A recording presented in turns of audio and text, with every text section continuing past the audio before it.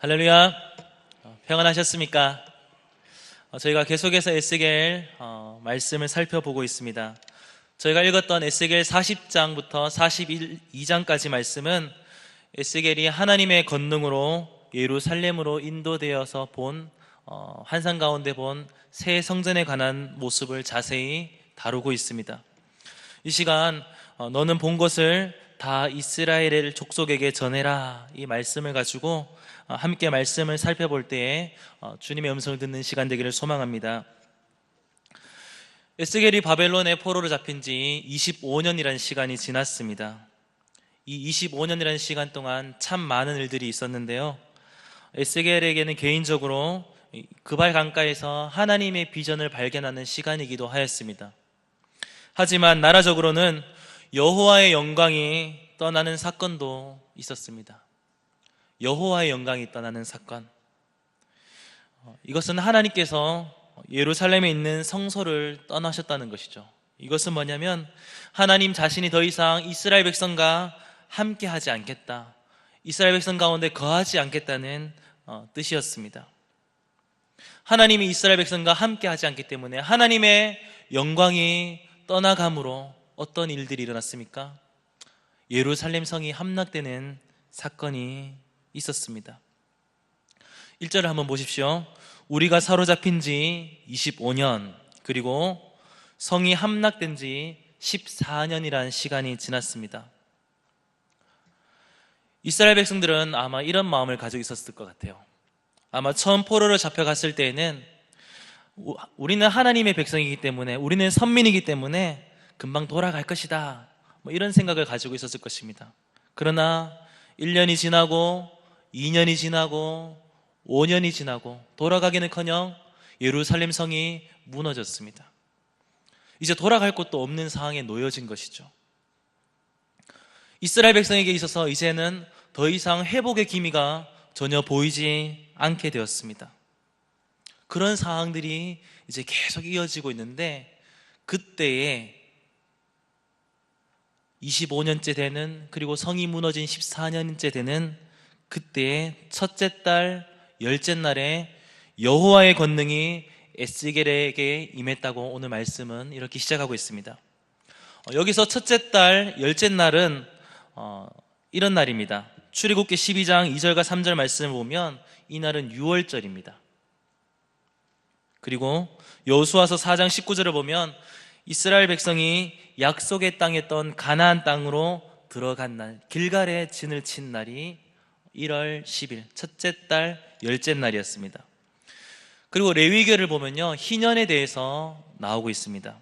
50년마다 일곱째 달 열째 날인 이 속죄일에는 특별히 거룩한 해인 희년을 알리기 위한 나팔을 부는 날이었습니다.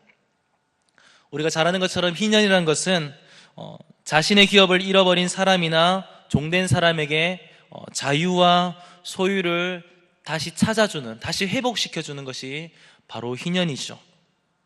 그런데 이 희년에서 일곱째 달 첫째 날은 유대인이 일반적으로 평상시 생활 가운데 쓰는 민간력으로 계산하면 1월 10일이 됩니다.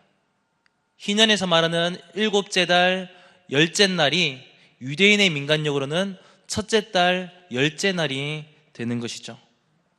그러기에 에스겔에 여호와의 권능이 임한 이 첫째 달 열째 날은 이 단순히 날짜만 그냥 일반적인 날짜가 아니라 어떤 상징적인 의미를 가지고 있다고 볼 수 있습니다. 그렇다면 이 사로잡힌 지 25년째 되는 첫째 달 열째 날에 여호와의 권능이 임했다는 것은 어떤 의미가 있겠습니까? 여러 가지 의미가 있겠죠. 일단은 유월절로 따진다면 하나님께서 이제는 구원시켜 준다는 그런 의미로 볼 수도 있고요. 또한 이 약속의 땅으로 들어가는 것, 하나님께서 들어가게 하겠다, 그런 의미도 볼 수 있고, 그리고 희년으로 볼 때는요, 이 희년의 50년 중에 25년, 절반이 이제 넘어갑니다. 이제는 이 희년의 이 절반으로 넘어가면서 하나님께서 이제는 회복시켜 주시겠다는 그런 의미도 담겨져 있습니다. 특별히 제가 이 50년이라 희년 50년을 좀 다르게 좀 보고 싶어요. 뭐냐면은 이 희년이라는 50년을 고통이라는 시간으로 보세요. 50년째 되는 날 회복이 된다면 이 기간 동안은 절망의 기간입니다. 그럼 이 25년은 절망 한가운데 있는 시간입니다. 그때에 하나님께서 첫째 달 열째 날에 여호와의 권능이 임했다는 것은 절망 가운데 사람의 인생 가운데 이스라엘 백성 가운데 절망 한가운데 있는 시점에 이제는 하나님께서 임하셔서 무엇인가 보여주겠다는 것입니다. 그것이 뭐냐면 구원하겠다, 약속의 땅으로 인도하겠다, 그리고 더 나아가서 이제는 회복시켜 주시겠다는 하나님의 뜻이 담겨져 있습니다. 비록 지금 바벨론의 포로 가운데 있는 이스라엘 백성들에게 다시 고국으로 돌아갈 수 있는 희망을 심어준다는 것이죠. 저는 이 구절을 묵상하면서 과연 하나님이 어떤 분인가 계속 되새겨봤습니다.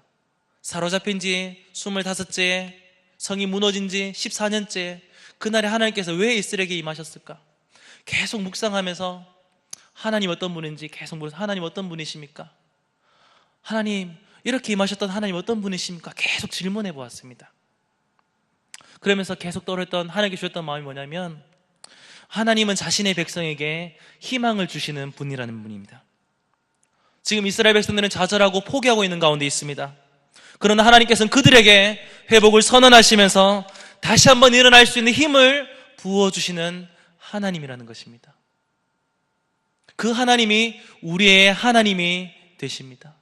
좌절하고 포기하고 절망 가운데 있는 자신의 백성에게 권능으로 임하셔서 회복을 선언하시며 희망을 부어주시는 하나님이라는 것입니다.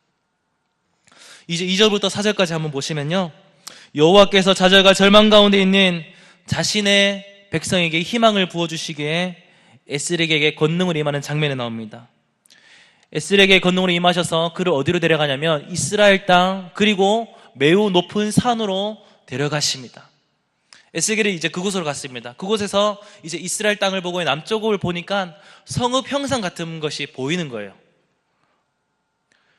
다시 여호와의 권능이 에스겔을 그쪽으로 데려갔습니다. 성읍 형상 같은 곳. 그곳에 도착하니까 어떤 사람이 지키고 있는 거예요. 기다리고 있는 거예요. 그 사람이 누구냐면 놋같이 빛난 사람이다. 오늘 성경은 말하고 있습니다. 그리고 그 사람의 손을 보니까요, 삼줄과 측량하는 장대를 들고 서 있는 것입니다. 삼줄이라는 것은 뭐냐면 지금으로 표현하면 삼배를 원료로 만든 줄자입니다. 삼배 아시죠?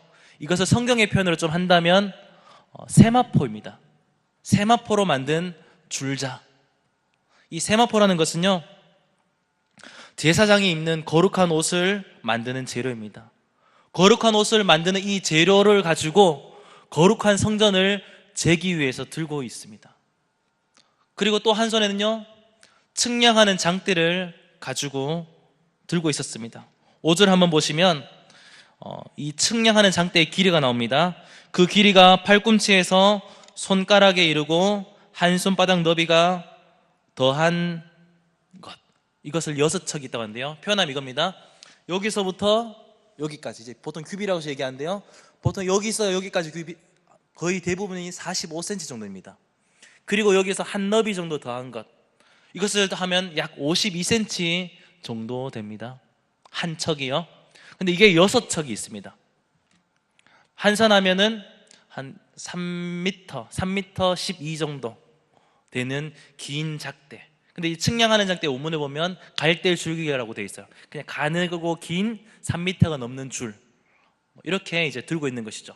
이걸 보면서 저는 한 가지 떠올랐던 이미지가 있습니다. 뭐냐면 혹시 그 맞춤복 집에 가보셨습니까? 맞춤복 집에 가면요, 이 디자이너가 어떻게 했냐면 줄을 항상 목에 메고 있어요. 목에 메고 줄자를 짝대기를 딱 들고 있어요. 마치 그 모습이 저는 계속 떠올랐어요. 에스겔이 이 성읍에 갔는데 그곳에 이제 놋같이 빛난 사람이 삼줄과 측량하는 장대를 들고 있는 겁니다.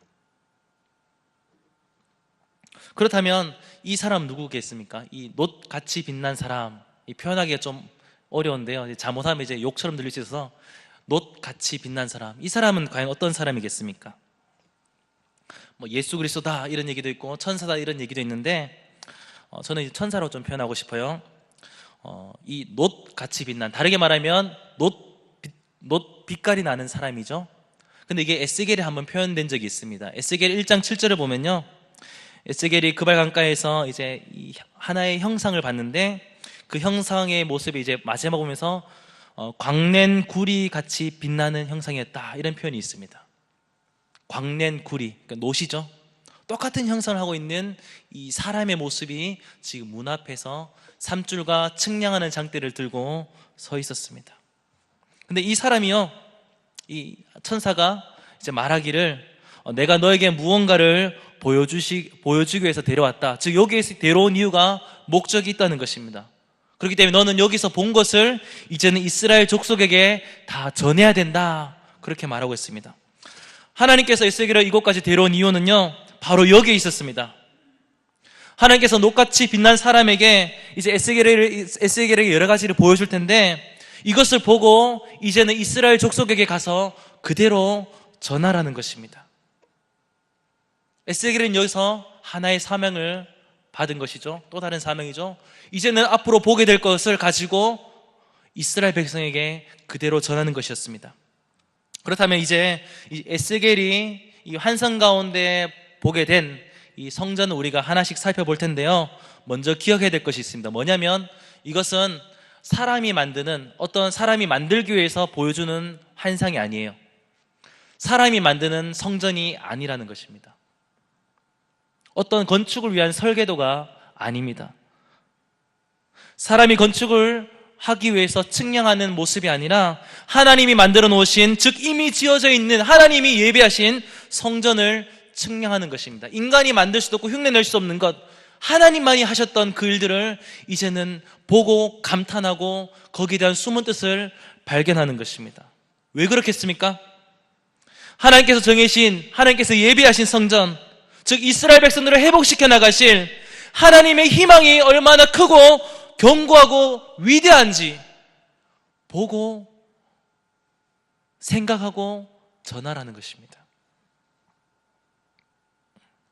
놋과 같이 빛난 사람이 에스겔에게 이 성전을 보여주면서 전했던 한마디가 있습니다. 4절을 보시면 눈으로 보고 귀로 들으며 마음으로 생각할지어다. 이제 앞으로 이 새 성전의 모습을 보여줄 것인데 그냥 보는 게 아니라 보고 귀로 듣고 마음으로 생각하면서 와야 된다, 이렇게 말하고 있습니다. 그렇다면 저희도 동일합니다. 이제 여기에 대한 내용을 우리가 살펴볼 텐데, 이제 강연에 제가 그림을 좀 2가지 그림을 넣었습니다. 평면도, 그리고 이제 나중에 지성소대한 모습이 나오는데, 혹 잘 안 보시면 뒷면을 보시면 더 크게 그림을 확대해 놨습니다. 이제 함께 보셨으면 좋겠습니다. 5절을 보시면요, 에스겔은 환상 중에 성전을 둘러싸고 있는 담을 먼저 보게 됩니다. 이 담을 보는데 이제 이 놋같이 빛난 사람이 이 담을 측량합니다. 측량하니까 두께가 얼마입니까? 한 장대라고 말하고 있습니다. 그리고 넓이도, 높이도 한 장대, 높이와 두께가 한 장대, 즉 6척입니다. 우리 편으로 한다면요, 이 받는 이 다미의 높이가 3m 12cm 정도. 느낌이 잘 안 오시죠? 대형 버스 높이 정도 됩니다. 대형 버스의 높이의 담이 쭉 쳐져 있어요. 그리고 두께도 그만큼의 두께가 됩니다.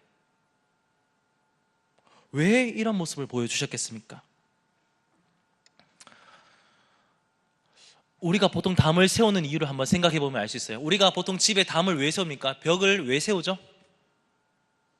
외부의 침입을 막기 위해서 이 벽을 세웁니다. 근데 이 벽의 높이가 3m가 넘습니다. 올라올 수 있을까요? 쉽게 못 넘어옵니다. 근데 이 두께가 동일하게 한 장대 6척입니다. 3m가 넘는 두께입니다. 웬만한 대포를 쏘아도 부서뜨릴 수 없는 정도의 두께입니다. 이 담이 쭉 둘러쳐져 있습니다. 여기는요, 한 가지 의미를 생각하면 우리가 좀 쉽게 생각할 수 있습니다.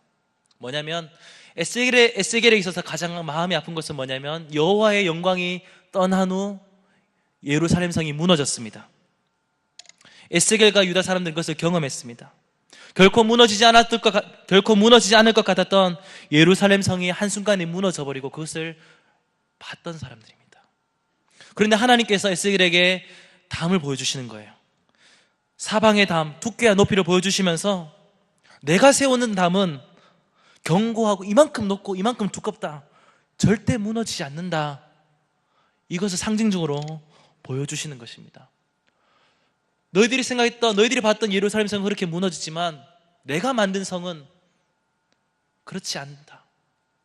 외부가 넘어올 수도 없고 무너뜨릴 수 없는 그런 성전이다, 이런 의미를 담고 있습니다. 이제 6절을 보시면요, 이제 이 성전을 담을 보고 난 후에 이제 동쪽 문을 향해서 이제 나아가게 됩니다. 6절을 보시면 그가 동쪽을 향한 문에 이르러, 이렇게 시작하고 있습니다. 이 사면의 담을 이제 측량한 후에 가장 먼저 보여주신 것이 동쪽을 향한 문이에요. 오늘 저희 그 강의 안에 보면 이쪽 동이라고 적혀 있습니다. 바로 이 부분인데요. 왜 이곳을 먼저 보여주셨겠습니까? 여기서 또 한 가지 의미가 담겨져 있습니다. 에스겔서 10장 18절 19절을 보면요, 여호와의 영광이 문지방을 떠나 동문에 이른 장면이 나옵니다. 10장 18절 19절에요. 무슨 말이냐면 이 하나님의 임재가 동쪽 문을 향해서 떠나갔습니다. 이스라엘과 늘 함께 하셨던, 유다와 함께 했던 그 하나님의 영광이 동문을 향해서 떠나갔어요. 그러기에 에스겔에게 있어서는요, 이 동쪽 문은요, 하나님을 향한 그리움이 쌓여져 있는 곳입니다. 지금까지 우리와 함께 하셨던 하나님이 떠나갔기 때문에 그것만 보면 가슴이 메이는 거예요. 그토록 사랑하는 하나님이 우리와 함께 하셨는데 그분이 이제는 그쪽으로 떠나갔기 때문에 그것은 어떤 그리움의 장소였습니다. 혹시 사랑하는 사람을 떠나보낸 적이 있습니까? 그런 기억이 있으십니까? 사랑하는 사람 떠나보내며 그 기억을 절대 못 잊습니다. 평생 가슴에 묻고 있습니다.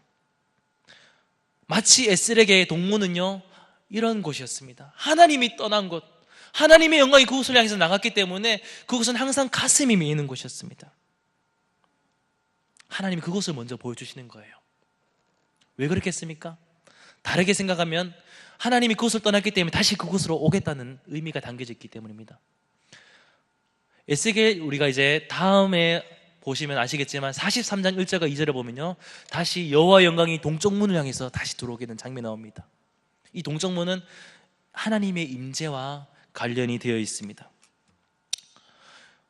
하나님이 그것을 보여준 거죠. 다시 한번 그리움이 쌓인 거, 하나님의 영광이 떠난 그곳을 다시 한번 보여주시면서 다시 이쪽으로 들어오겠다는 하나님의 간접적인 메시지가 담겨져 있습니다. 그리고 계속해서 6절을 보면 이제 동쪽 문에 이르러 계단을 올라가면서 측량을 하기 시작합니다. 근데 이제 계단을 올라가는데 계단이 몇 층인지 안 나와요. 그래서 이 계단을 이제 알기 위해서는 똑같은 문을 살펴보면 되는데, 저희 그림에 보면 동쪽, 북쪽, 남쪽 똑같은 문이 있습니다. 이 문에 이제 6절에서는 이 동쪽 문의 계단이 몇 층인지 안 나오고 있는데 22절과 26절을 보면 북쪽 문, 남쪽 문의 계단이 7층계다, 이렇게 말하고 있어요. 즉 동쪽 문이 7계단인 거죠. 이제 7계단을 올라갑니다. 제가 여기서 왜 7계단이라고 말하는지는 잠시 후에 설명드리겠습니다. 이제 7계단 올라가면 무엇이 있냐면 들어가자마자 문지기들의 방이 있어요. 문지기들의 방, 좌우 각각 3개씩 총 6개의 문지기의 방이 있습니다. 그곳에서 이 성전 문지기가 그것을 지키고 있는 겁니다. 3m의 높이와 3m 두께의 담이 부족할 혹시나 이곳으로 못 넘어오면 문으로 들어올까봐 여기에도 성전 문지기가 지키고 있는 것입니다. 그만큼 하나님의 성전은 안전한 곳이라는 것이죠.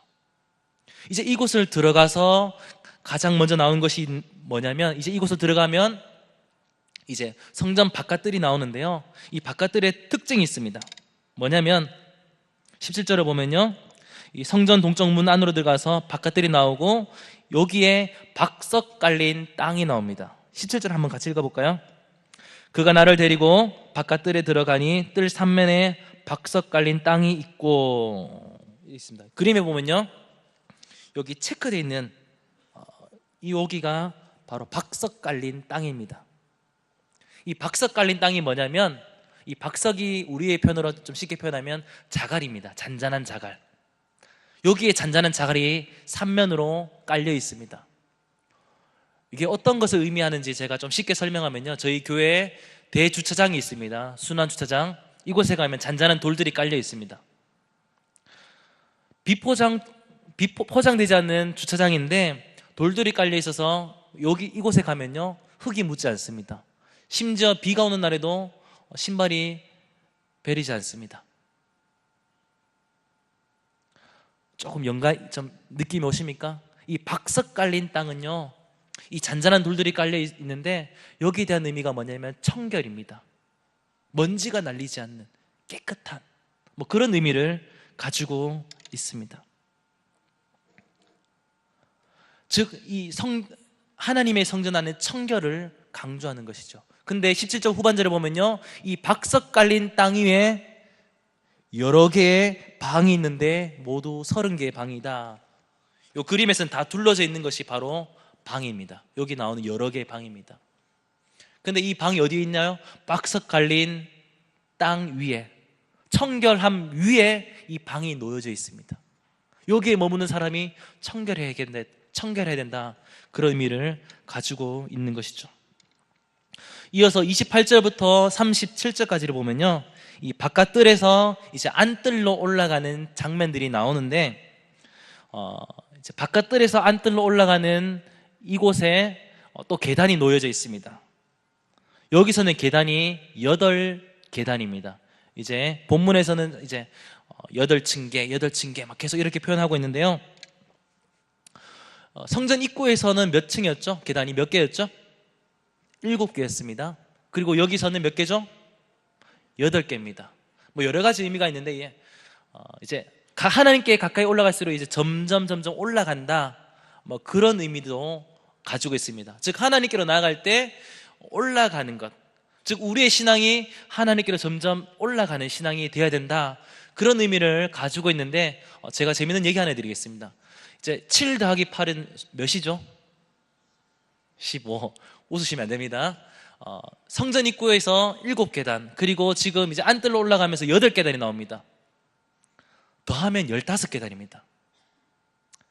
근데 성전에 15계단에 올라가면서 이 당시에 했던 행동이 하나 있었습니다. 뭐냐면 이곳에서 하나님을 노래하면서 올라갔습니다. 시편 한번 보시겠어요? 시편에 보면요, 이 성전에 올라가는 노래라고 적혀 있습니다. 한번 같이 찾아보겠습니다. 시편 120편입니다. 시편 120편.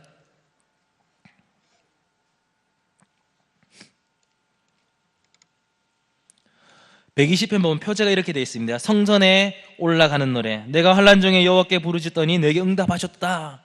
이렇게 시작하면 성전에 올라가는 노래 있고요. 121편 보십시오. 또 성전에 올라가는 노래. 122편 또 성전에 올라가는 노래. 123편 성전에 올라가는 노래. 이게 어디까지 나오냐면 134편까지 나옵니다. 134편까지 성전에 올라가는 노래라고 표제가 되어 있습니다. 무슨 얘기냐면요, 이 당시에 레위인들이 어떻게 했냐면 이 계단에 한 계단 올라갈 때마다 이 성전에 올라가는 노래 하나씩 외운 거예요. 읊은 거예요. 그리고 또 한 계단 올라가면 또 하나 읽고, 또 한 계단 올라가면서 또 하나 읽고, 계속해서 올라가면서 이 성전으로 올라간 노래를 읊었다는 이야기가 있습니다. 우리 성도님은 계단 어떻게 올라가시나요? 뛰어서 올라가시나요? 2칸씩? 아니면 엘리베이터 타고? 그 당시는요, 이 레위인들은 하나씩 올라갈 때마다, 거룩하신 하나님 앞에 올라갈 때마다 하나님이 어떤 분인지 고백하면서 하나님의 도우심을 구하면서 하나씩 한 칸씩 올라갔습니다. 우리 신앙도 그렇게 되었으면 좋겠어요. 우리가 하나님 앞에 나아갈 때 그냥 시간이 되었기 때문에, 날짜가 되었기 때문에 교회 나오는 것이 아니라 하나님 주 앞에 나올 때마다 주 앞에 더 가까이 올라가는 그런 신앙이 우리에게 있었으면 좋겠습니다. 이제 38절을 한번 보시겠습니다. 38절을 보시면 이제 안뜰 계단을 올라오면 문과 함께 부석 건물들이 나옵니다. 이 강의 안에는 동그라미 쳐져 있는 부분인데요, 이 부분에 보면 특징이 있다면 번제물을 싣는 방이 있고 여러 개의 상이 놓여져 있습니다. 이 상이 어떤 상이냐면요, 41절 마지막 절을 보면 이 상 위에서 희생 제물을 잡았다고 기록하고 있습니다. 이 상 위에서 희생 제물을 잡아 각을 뜨고 불순물을 제거하고 깨끗한 것만 하나님께 올려드리는 것이죠. 여기에는 무슨 의미가 담겨져 있겠습니까? 당시 이스라엘 백성들은 하나님과 교제하기 위해 희생 제물이 필요했습니다. 희생 제물이 필요했던 이유는 하나님께서는 백성들의 죄를 관가하실 수 없기 때문입니다. 거룩하신 하나님 앞에 나아갈 때는 반드시 속죄를 받고 죄책에서 해방되어야만 했습니다. 여기서 이제 그런 일들이 이제 진행되는 것이죠. 불순물을 제거하고 깨끗한 것만 하나님께 올려드리기 위해서 여기서 이제 작업이 시작되는 것입니다. 지금은 어떻습니까? 우리가 그런 작업들을 하나요? 아니죠. 예수 그리스도께서 희생제물이 되어주셔서 이제 우리가 하나님 앞에 나아갈 수 있는 길이 열리게 되었습니다. 우리는 이것을 가지고 은혜라 이렇게 표현합니다. 이 외에도 이 에스겔 성전 한 상에서는요, 노래하는 자들의 방, 그리고 성소와 지성소, 그리고 여러 가지 골방들, 그리고 제사장의 방들이 42장 내용까지 쭉 나오고 있습니다. 시간 관계상 이제 하나씩 다 살펴볼 수는 없지만 꼭 놓치지 말아야 될 몇 가지가 있습니다. 뭐냐면 이 에스겔이 이 놋같이 빛난 사람에게 이끌려 함께 성전을 둘러보면서 이 측량하는 것을 하나씩 다 봅니다. 근데 에스겔이 측량하는 것을 못 본 것이 있어요. 놋같이 빛난 사람이 혼자 측량하는 장면이 나옵니다. 그곳이 어딘지 아십니까? 어딜 것 같아요? 바로 지성소입니다. 41장을 한번 보십시오. 41장을 보면요, 그가 나를 데리고 성전에 이르러 문벽을 측량하니 쭉 나오면서 41장 3절을 보시면 이렇게 기록됐습니다. 그가 안으로 들어가서 내전문 통로의 벽을 측량하니, 그리고 4절을 한번 보십시오. 그가 내전을 측량하니 길이는 20척이요, 이렇게 나오고 있습니다. 이 한상 가운데 에스겔이 함께 갑니다. 근데 에스겔조차도 이곳 지성소는 들어갈 수가 없었습니다. 에스겔이 누굽니까? 선지자이자 제사장입니다. 근데 못 들어가요. 왜 그렇죠? 이 지성소는 대제사장만 들어갈 수 있는 곳입니다. 그리고 대제사장이라 할지라도 대속죄일에만 들어갈 수 있습니다. 또한 대속죄일이라 할지라도 대제사장이 자신의 죄를 위한 속죄제를 드리지 않거나 진정한 마음으로 회개하지 않는다면, 회개하지 않고 들어가게 되면 지성소에서 죽임을 당할 수가 있었습니다. 그만큼 이 지성소는 거룩한 곳입니다. 에스겔은 들어갈 수가 없었어요. 함께 측량하고 같이 보면 좋은데 이곳만큼은 측량하는 놋같이 빛난 사람만이 이곳에 들어갔습니다. 에스겔은 그냥 그것만 들었던 것이죠. 그리고 또 한 가지 특징이 있는데요, 뭐냐면은 이제 성전 본관 안에 건물로 이제 들어갑니다. 그림에서 보면요, 여기 꺼멓게 적힌 네모 적힌 부분입니다. 이제 이곳인데 저희가 일진하지만 이제 여기서도 이제 올라가는 계단이 10개 정도가 있어요. 저희 40장 49절에 보면 쭉 나오는데 여기 뭐 몇 계단인지는 잘 안 나오고 있습니다. 근데 이제 영어 성경 RSV나 NLT 성경 보면요, 이제 10탭스라고 여기에 있는 올라가는 계단이 10계단이라는 표현이 있어요. 자, 7, 8, 10, 25계단 뭐요. 이제 어떻게 보면 이제 우리 인생의 고통 가운데 점점점 올라가면은 고통 가운데 하나님의 그 만나주시고 회복해 주시는 그런 여러 가지 의미가 있습니다. 이거 이제 뒤로 넘기고요. 이제 제가 이제 중요하게 여기는 게 뭐냐면 이 성전 본관으로 들어가면 3개의 방이 있습니다. 우리가 잘 아는 성전 현관, 그리고 외전, 내전. 그러니까 우리가 쉽게 표현하면 성소와 지성소가 있습니다. 현관 입구와 성전 현관과 성소와 지성소가 있는데 여기 입구의 문이 크기가 다 다릅니다. 한번 보시겠어요? 40장 49절을 보면요, 이 성전 현관의 넓이가 20척, 그리고 두께가 좌우 각각 3척. 그럼 몇 척이나? 20 빼기 6은 14.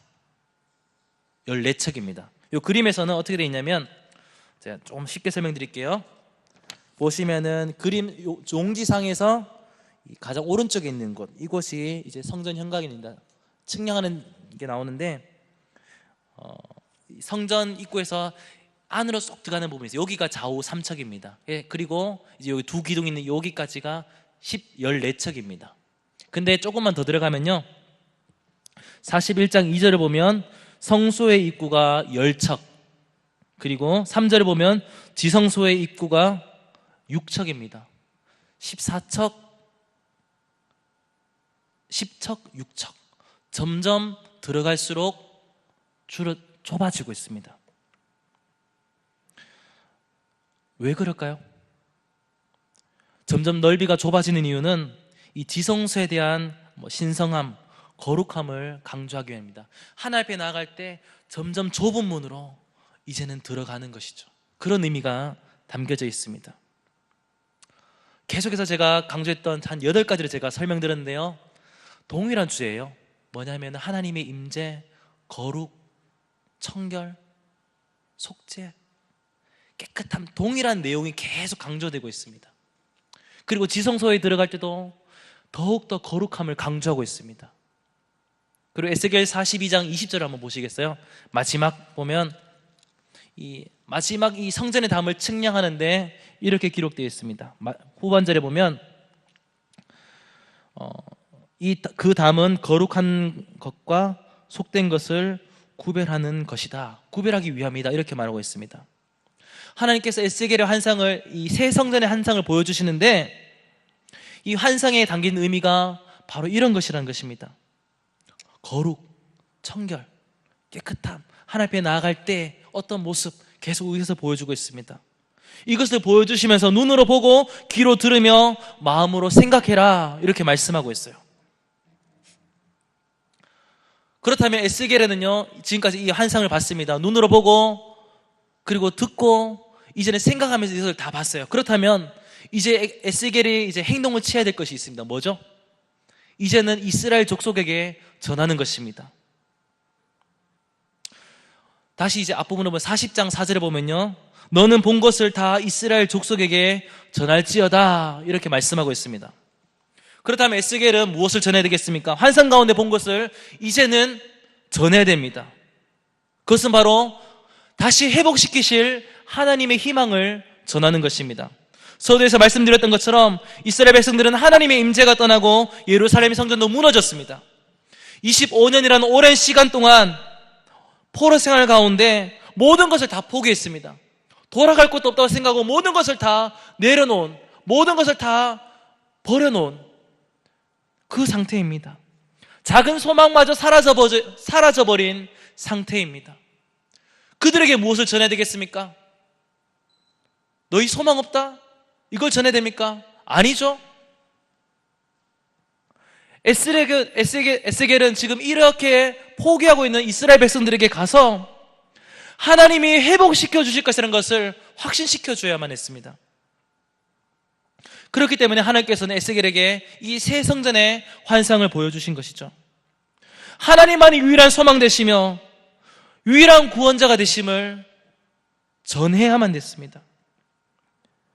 인간의 절망 한가운데 놓여있는 그들에게 하나님이 이미 구원의 역사를 시작하셨고 구원을 이루어 가실 것이라, 이 사실을, 그 하나님을 기대하라는 메시지를 전해야 됐습니다.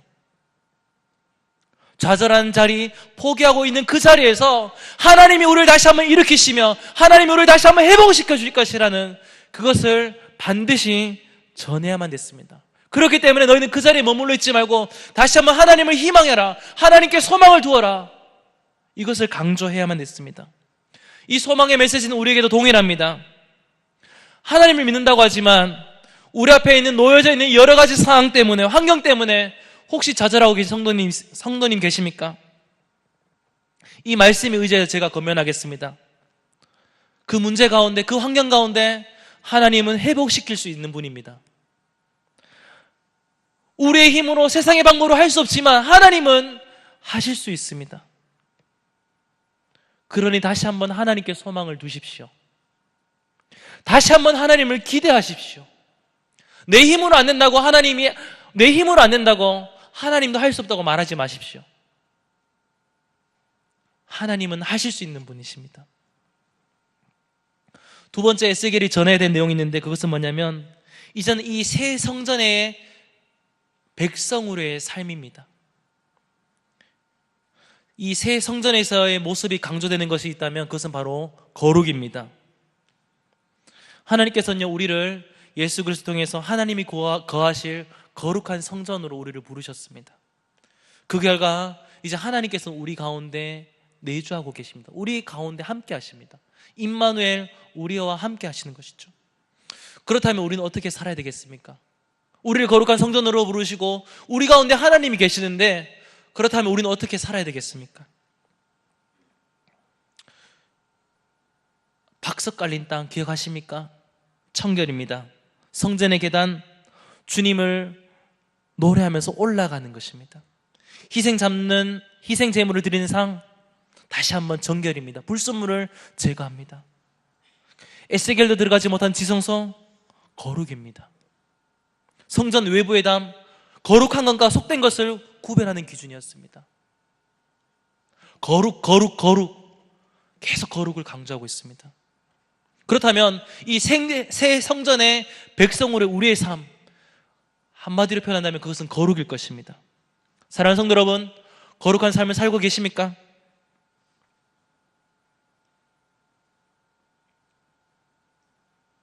거룩한 삶을 누리고 계십니까? 과연 거룩한 삶이 무엇이겠습니까? 저는 그것을 예배라고 말하고 싶어요. 예배는 이 하나님의 영광이 머무를 때 하나님이 원하시는 대로 마땅히 받으셔야 하는 것이, 마땅히 영광을 받으시는 것이 바로 예배입니다. 우리가 원하는 대로 어떻게 하고 우리가 원하는 대로 하는 것이 예배가 아니라, 하나님의 영광이 머물러 있는 곳에 하나님이 원하시는 대로 하나님께 영광을 올려드리는 것, 그것이 바로 예배입니다. 그것이 교회이든 그것이 집이든 사업장이든 회사든 장소와 상관없이 하나님이 영광 받으시기 원하는 그곳에서 하나님께 영광 올려드리는 것, 그것이 바로 예배입니다. 그렇기 때문에 우리는 우리에게 주어진 자리, 그곳에서 최선의 모습으로 최고 예배를 하나님께 올려드려야 될 것입니다. 그것이 거룩입니다. 또한 죄 없으신 예수님께서 이 땅 가운데 오셨습니다. 죄 없으신 예수님께서 이 땅 가운데 오셔서 죄악이 가득한 세상 가운데서 거룩한 삶을 먼저 본으로 보여주셨습니다. 우리 안에 주님이 계십니다. 그렇다면 우리는 이 죄 많은 이 땅 가운데 주님처럼 살아가야 되는 것입니다. 죄악과 버타지 않고 주님과 함께 주님이 원하신 방법으로 살아가야 됩니다. 기독교가 욕먹는 이유가 무엇입니까? 손가락질 당하는 이유가 무엇입니까? 우리에게 능력이 없어서입니까? 하나님이 우리와 함께 하지 않기 때문입니까? 아닙니다. 기독교가 욕먹는 이유, 우리가 거룩한 삶을 살지 못하기 때문입니다. 거룩하게 살아야 될 하나님의 백성이 거룩하게 살지 못하니까 세상 사람들은 욕을 하는 것입니다. 예수님께서 우리를 빛과 소금으로 부르셨습니다. 너희는 세상의 빛이다, 너희는 세상의 소금이다. 우리를 빛과 소금으로 부르셨습니다. 근데 이런 얘기가 있어요. 뭐냐면 하나님이 우리를 빛으로, 세상의 빛으로 부르셨는데 우리는 어떻게 살아갑니까? 세상에 비춰 삽니다. 하나님이 우리를 소금으로 부르셨습니다. 이 땅의 소금으로 부르셨습니다. 어떻게 살아갑니까? 이 땅에서 속고만 살아갑니다. 빛과 소금으로 부르셨는데 빛으로 소금으로 이 땅을 살아가고 있습니다.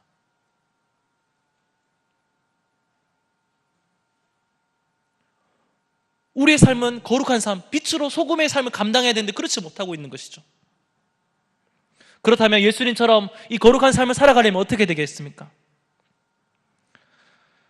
로마서 13장 14절에 보면 오직 주 예수 그리스도로 옷 입고 정욕을 위하여 육신의 일을 도모하지 말라, 이렇게 기록하고 있습니다. 무엇이겠습니까? 우리의 매일의 삶 속에서 나의 욕심을 채우기 위해 내 생각대로, 내 멋대로 사는 것이 아니라 예수 그리스도로 옷 입고 그분의 의를 드러내는 삶입니다. 그곳이 어디든 간에 상관없이 예수 그리스도로 옷 입고 그분의 의를 드러내는 것. 우리가 사는 이 땅 가운데서, 죄악이 가득한 이 땅 가운데서도 세상에 빚져 살고 세상에 속고 사는 것이 아니라 그곳에서 거룩한 삶으로 살아가는 것입니다. 그것이 바로 거룩입니다. 에스겔은 이것을 전해야만 됐습니다. 말씀을 맺겠습니다. 하나님께서 에스겔의 환상을 통해서 이스라엘 족속에 전하고 싶었던 메시지는 다시 한번 하나님께 희망을 두라, 하나님께 소망을 두는 것, 그리고 이제는 거룩한 백성으로 살아가는 것입니다. 우리가 그렇게 살아가기를 소망합니다. 또한 수많은 사람들에게, 아직 하나님을 알지 못하는 사람들에게 이 소식을, 이 사실을 전해야만 됩니다. 그것이 에스겔이 받은 사명이며 우리가 받은 사명입니다. 이 사명을 감당하는 저와 성도님 되기를 주님의 이름으로 축복합니다.